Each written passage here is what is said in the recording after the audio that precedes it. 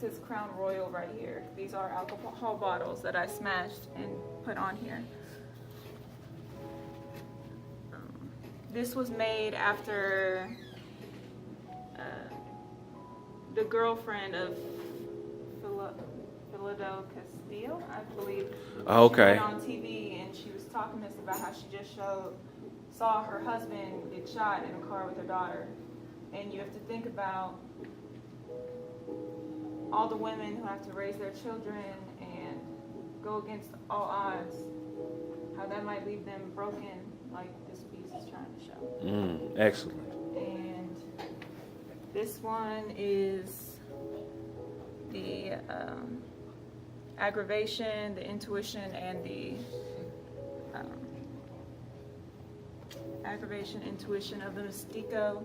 Mestizo is a term used for a biracial person of European descent. And this is kind of showing how a lot of biracial girls get whitewashed. And What do you mean by whitewashed? What do you mean?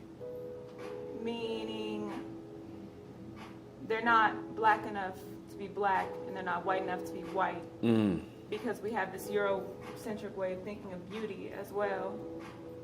They don't fit in anywhere, so they're faded. I like that.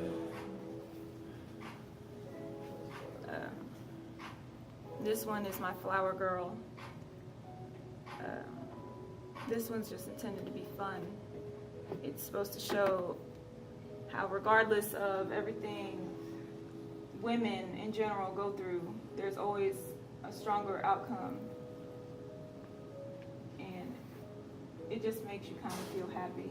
Okay. This one is my first one. It's originally something of a picture of I think it's a girl who lives in Zimbabwe, but that's her, and it's made with watercolor. All right, now here's my favorite. You painted this for me. Who is this person? This is Toussaint. He's a very important man who led the Haitian Revolution. All right. The colors are, I believe I used the colors based on the African flag, and then I put designs on them because when you look up kind of African masks, you see the same designs as well. Okay. And obviously, the way his outfit is shaped, you can tell he's a general. And I think he's kind of faded, so I didn't make his face realistic because no one talks about him ever. There's no history books that have him in it here in my school. So that's what's up. And what happened in your life to make you want to paint and draw pictures of what happens to women and what women go through? Well, a lot of my life I've had to be around a lot of, black women. Even though I am biracial, I've had to watch my aunts and my grandmothers struggle because they come from low-income areas, because my great-grandparents, Rose Sanford and Joe Sanford, were born slaves. So with that being said, do I think that if they weren't born slaves, their outcome would have been different? Yes. I've also had to watch my mother, because a lot of people don't talk about what the effects of the black man did during slavery. There's like so much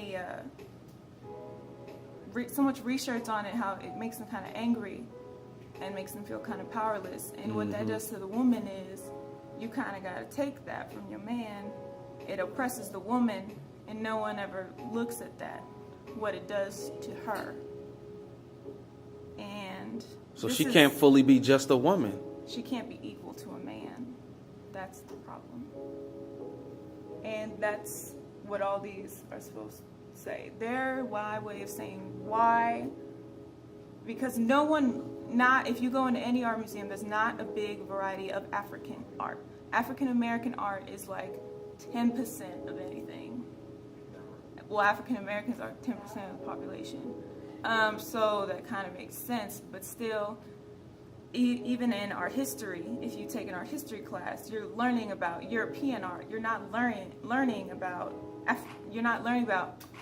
different places. You learn about Asian art. You won't learn about African art. Why is that? And so I had to do my own research, and this is what I came up with. And yeah, this is my way of saying that. All right. Well, where can people how can people get in touch with you? What's your email address if they want to buy one of your pieces? My email address is Rachel, RACHELMIPEAL